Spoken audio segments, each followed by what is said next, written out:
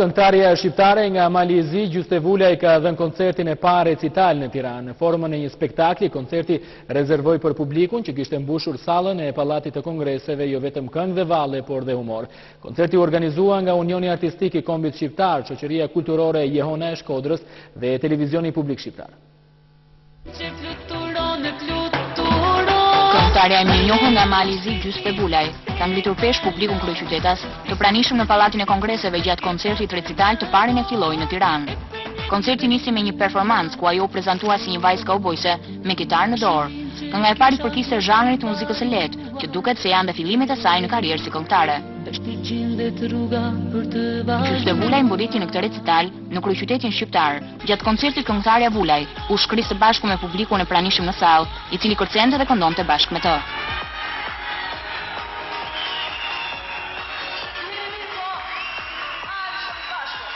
Ajo solli muzikën popullore, jo vetëm të krahinës nga ajo vjen, por dhe muzikën tonë të jugut.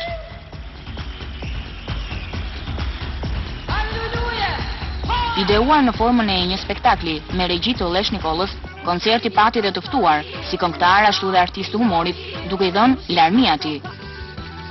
Si shtihet pas zërit të Gjyste Vulajt, shihet një producent, që është bashkëshorti këngëtares. Çifti Vulaj pikërisht për